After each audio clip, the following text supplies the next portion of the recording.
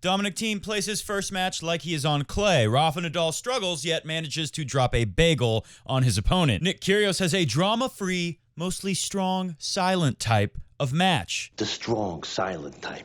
Except for that moment when the lights went out and everyone in the crowd started waving their phones around with their flashlights on like they were at a concert. Sasha Zverev only hits 5 double faults. A modern-day miracle. While Roger Federer's next opponent and potential third-round opponent, they have 5, not double faults, 5 freaking sets to play through. Maybe they'll be tired. And Canada loses its top 2 tennis players in the first round. El Chapo was out yesterday and now also in the first round. Felix Auger-Aliassime, he is gone. And I tell you, it's one of the few things I got wrong in my draw show because it said qualifier at the time when I filled it out. If I would have known it was the pilot. My childhood dream to be a pilot. I feel like a pilot right now.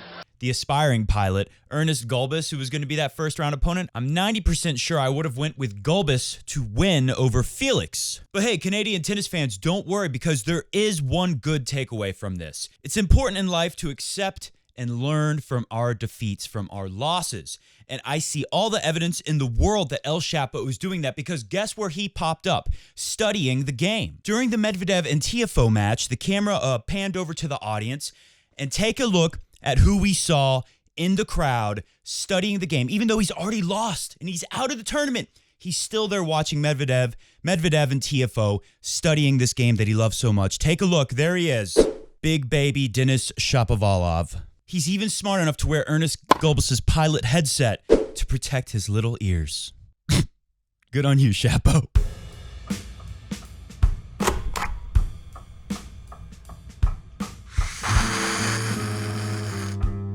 Whew, that sounds like a plane taking off. Today on the show, we cover some things that I forgot in the last show, some very important things that I left out yesterday. Plus, we take a look at stats now that we've seen all of the top players, all of the favorites of the tournament, although I'm now just realizing I left Tsitsipas' stats out, but who cares? Those are probably pretty good. We'll take a look at all the stats from the other favorites so far. Plus, we reveal the Nike designers who created this bold new look we have been seeing a lot of this year. More and more Nike players played in yesterday's matches, and we got to see more of that stuff. We'll talk about the designers of these monstrosities, and also a couple of your comments and nicht mehr on today's show. So first things first, I have here in my notes some things that I forgot that were key. In the early days of a Grand Slam, there are so many matches that it's very difficult to get to everything of interest. It's pretty much impossible. If you really want to do this, you pretty much have to do like what I do, where you have a TV running with one match, you have another match on a laptop, another match on a phone, and you got to multi-screen it, and you got to do your best to kind of listen. When do you turn this one volume down? When do you turn the volume up on that one? When is somebody saying something interesting about something like, say, the conditions, which I talked about yesterday a little bit. We talked about how the weather is much cooler than usual in Australia, therefore slowing down the conditions. We talked about how Rafa would maybe struggle despite the opponent not being someone who really has a chance in any conditions to beat Rafa. But Rafa's ball, and Rafa was lucky. You know, it was a lot sunnier. It wasn't rainy yesterday like a lot of us thought from the forecast. At night, things got way more humid and the temperature dropped pretty low. But it wasn't super hot, but it was sunny enough for the conditions to be not as slow as we thought they would be yesterday. Yet Rafa still managed to get his serve broken a couple times. We'll talk about that later. We'll get into those details. But first thing I forgot was to go more into the conditions. And let's go to a comment because someone commented below. It was Demi88, probably Grigor Dimitrov. I'm betting that's his YouTube account. Commentators were also saying the courts were laid later this year, so they are more gritty. Now, we heard, and I think we read the quote yesterday from Sev Luti. I don't know if I got to that part of the quote because I never got to this fact. The top layer, technically the top layer on a tennis court are the lines, but obviously the lines don't cover the entire court. So the top layer, and I believe it's acrylic is part of it. I don't know. I'm no courtologist, but I do know that the sand is on that top layer, the finishing layer, I believe is what they call it. And the sand is kind of like the effect of clay. The more sand you have, the more your hard court is going to play like Indian Wells, which kind of plays a little bit like clay. It's slower, even though obviously the air is thinner there, so that keeps it from being super slow. But it's still very gritty, and the ball flies up. Because when you hit a ball really hard and it's going forwards, When it hits the gritty court or clay, which is crushed red brick, which acts even more grippy than the sand in the mix of a hard court, if you have a lot of sand in the mix, it grips the ball and it stops the energy from going that way, but it doesn't just mute it. It doesn't just kill the energy. The energy has to go somewhere, so it starts to go up. That's how you get the higher bounce. Now here they say since the top layer, they didn't say it had more sand necessarily at the Australian Open this year, but we've heard from different commentators, different players. It's been all over the place. If you pay close attention, you'll always hear things about conditions, little clues. If you watch many matches and listen very carefully to what commentators are talking about, the word on the street is that they laid this layer much later than usual. And that's why we heard Sev Luti, Federer's coach, say yesterday something like, we don't know how fast and how much the conditions will change this year. Because what I've heard, my basic understanding of this is that when you lay this layer of sand later, it is going to get worn down like usual. Just, I guess, usually it's worn down earlier before you start seeing top players playing on it at the Australian Open, making the courts faster. But one of the issues for that with me, and which is why, take a listen for yourself. This is what Roger Federer said. I think the courts played this year, was it slower or faster than last year? I think similar. I think balls play fast when they're new. You know, a ball change for a couple of games, depending on who you play, how long the rallies are right then. But I'd say maybe 2 to 4 games it can play faster. But the balls fluff up extremely quickly here when you do get into long rallies, and then I feel like night sessions or indoor even, or on a cool day like what we're going to see in the next week, it's actually playing quite slow. It is what it is, you know. But I think it depends on how you play, maybe also, and how you manage your game and what kind of opponent you have. So one of the issues for me, like I was saying, is why is the bounce still very, very low? McEnroe was saying that himself yesterday, saying the good news for Rafa, he was commentating on the Rafa match with Hugo Dalin, the Bolivian. He's saying the good news for Rafa is that the courts are slower this year. The bad news is the bounce is very, very low. Well, typically when the hard courts get slower, it's more sand, it's gripping the ball, the bounce is getting high, like what we see at Indian Wells. So why is that? And I think what Roger said is right. The court itself isn't really that different. He said it's the same as the last couple years. The main thing here is the weather, as you heard Roger say in that video clip. The weather is much cooler this week. However, the forecast for today, unless it has changed as of this moment, we know yesterday it changed a little bit, that was mainly rain. The forecast today is the high is going to be 90 degrees. Now, Federer will play later. If you watched Kevin Anderson, who didn't finish until like 1:30 in the morning, if you watch Kevin Anderson, I mean, that ball looked like you can hit it super hard, and then when it bounces, it just kind of stops and floats in the air for the player to hit it. Part of that is because these guys have great technique and timing, but clearly the ball was going very slow. And just take a look at this couple screenshots I took yesterday, or early this morning, actually, to show you when I saw Kevin Anderson still playing in the 5th set. Take a look at how the temperature just falls off a cliff and the humidity shoots up. So the later you play, things can get very slow. I don't know if that clip I had with Federer, if it had the entire clip that you just heard, but if it did, you would have heard Roger say playing at night can change things. But the bottom line here is the court itself is not necessarily much slower, but the conditions are. So, all right, that I don't want to talk about conditions for the entire show, but it's such a key thing. That's why, you know, if you ever wondered, how come every sport has one big thing a year, like the Super Bowl is once a year, and tennis has like 4 Super Bowls a year, basically? Well, it's because conditions and court surfaces are so different, and it completely changes the way the game can be played, and who has an advantage, who has a disadvantage. All you need is the example of why does Federer beat mostly everyone on grass? Why does Rafa beat literally everyone on clay? Oh, final thing on that, of course, the ball. I'm sure in that clip I played earlier, whatever, I think it's a Dunlop ball. They used it last year where they made the switch from the year before. And this ball fluffs up faster. But I thought one interesting thing that I hadn't thought about till I heard this clip from Federer is it depends how you manage your games.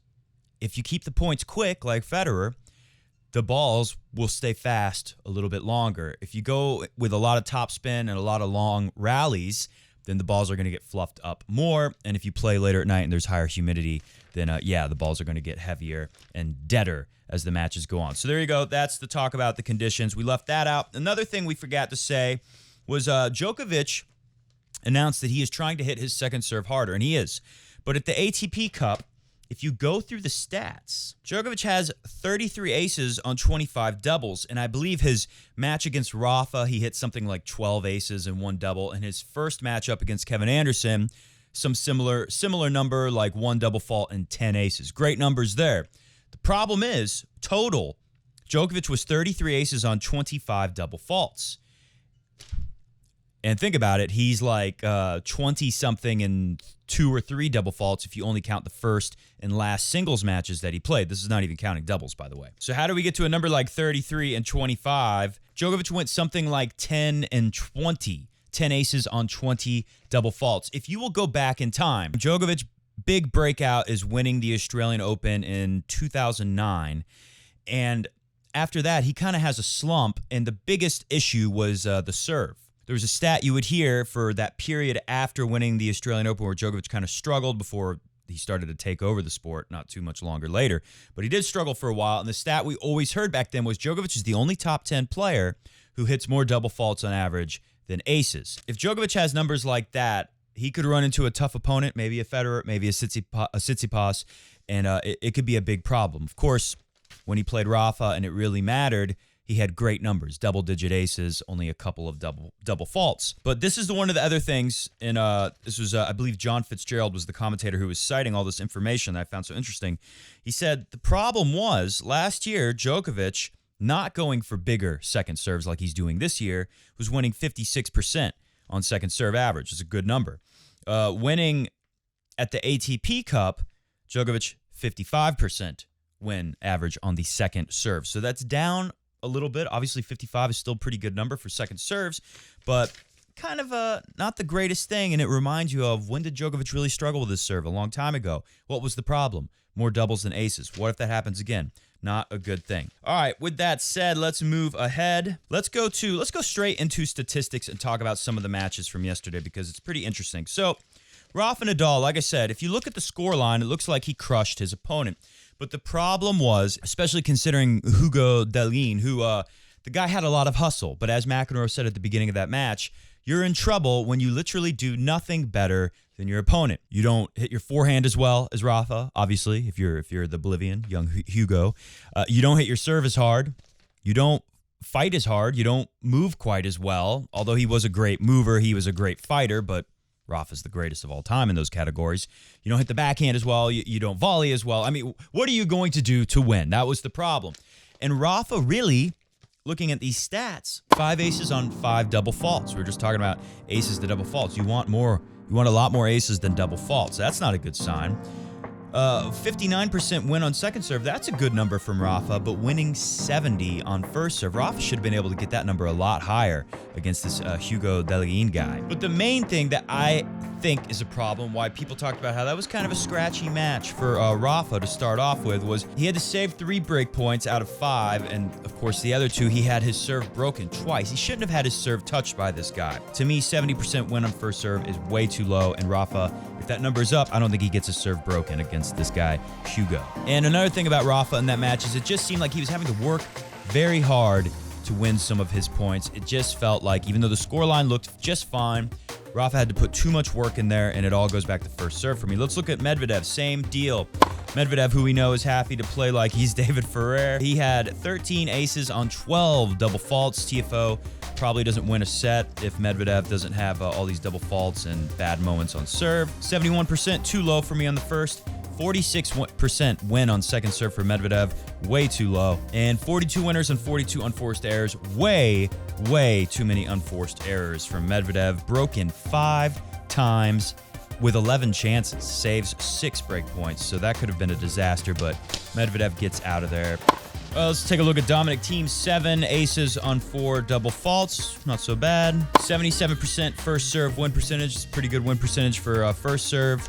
And 54 win on second. Not bad. And 54 win on second. Those are pretty decent numbers for first round. We'll take those from Dominic Thiem. 36 winners on 34 unforced errors. That's a lot of unforced errors, but again, you are playing against Adrian Mannarino, so okay, we will take that.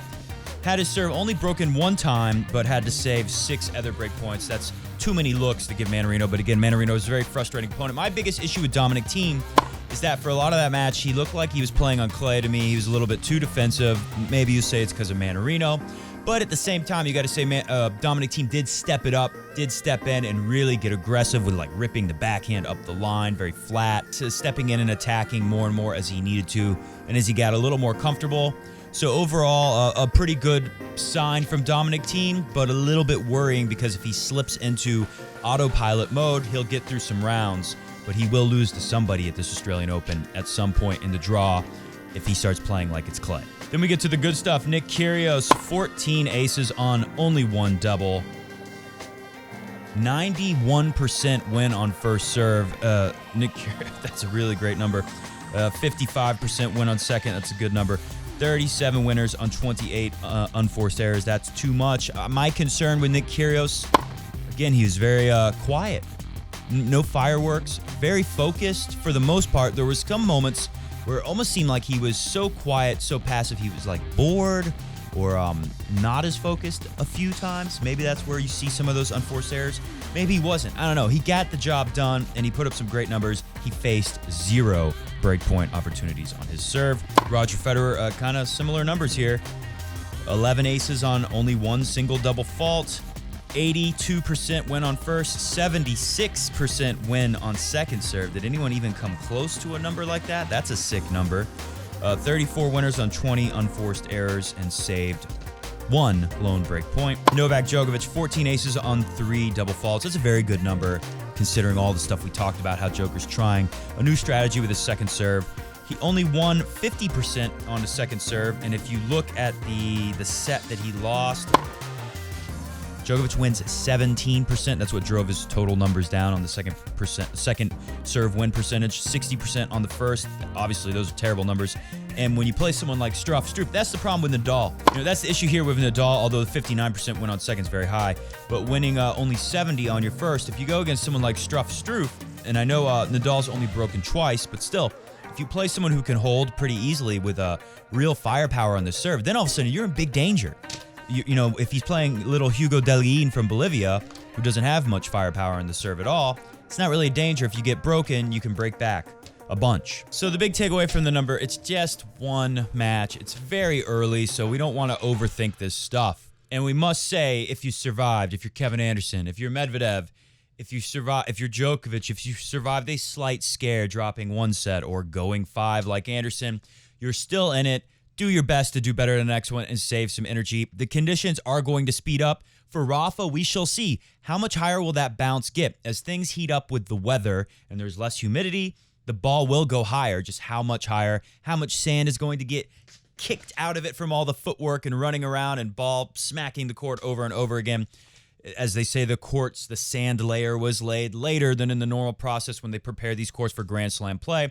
How much will that change? I imagine things are going to get faster. Things are going to be pretty similar to the last couple of years. The bounce will get a little higher, not a lot higher, but we'll keep our eye on that very closely. The big takeaway for me is, as things speed up, it should be easier to win with your first serve, but clearly there's a big edge for Federer and Nick Kyrgios, who I know some people think my draw I made was crazy, but I did put Kyrgios and Federer in the final.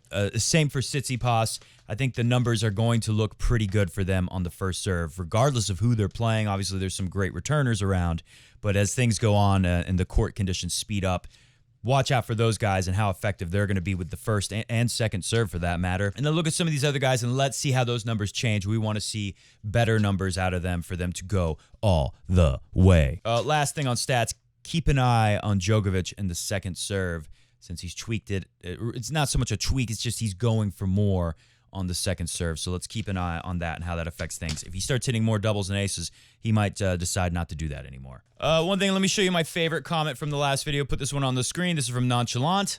Dimitrov's outfit should have cost him ranking points. I totally agree. Best comment of the day.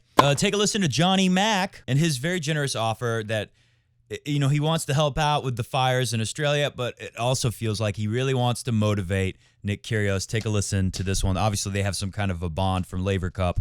I thought this was pretty awesome. That from this point forward, I want to donate $1,000 to the Bushfire Relief Fund for every set you win the rest of this tournament.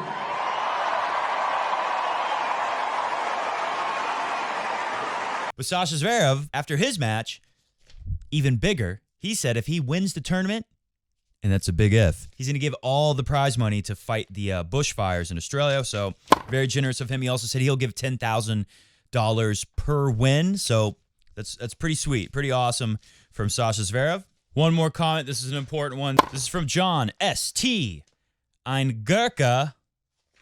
Pickle. Ein Gurka was the word. Thank you, John. And finally, Nick Kyrgios was rocking the horrible, hideous shorts. Who's responsible over at Nike? Well, our crack team found out. Take a look. If you have any complaints about the Nike outfits, or if you love them, as some people have commented below, they love the look. Send your compliments and your praise or your complaints about the Nike outfits to those guys. All right, hit the music. We're going to get out of here. I'm sure we probably forgot something, but we will be back hopefully very early tomorrow, because I'm going to go to bed super early and wake up and try to catch at least part of Roger Federer's match live. Krajinovic had to play 5 sets. I saw Federer in person actually last year in Miami beating Krajinovic in what was actually one of the tougher matches, I thought, for Federer in Miami, where he mostly had a wild success against everyone he played.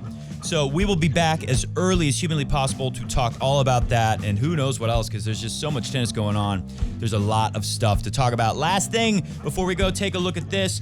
As I was watching Hubie Hurkacz, some kind of weird editing they're doing on the tennis broadcast. They're trying to take the shadow of the light and edit it out. And what they do is this ghost effect where they end up smudging out that whole section. And when the player walks into it, they disappear. It's like a freaking magic trick. And unfortunately, I couldn't give you a better scouting report on what really happened with Hubie Hurkacz and Denis Novak in that match, because after somebody realized this looks really weird, they cut to this angle for the entire match. A final thought, Denis Novak, who lost that match to Hubie Hurkacz in the 5th set, despite giving a pretty good effort in the end. Find a clip of him somewhere, listen to him talk.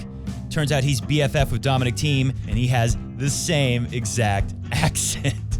Same voice. Tschüss.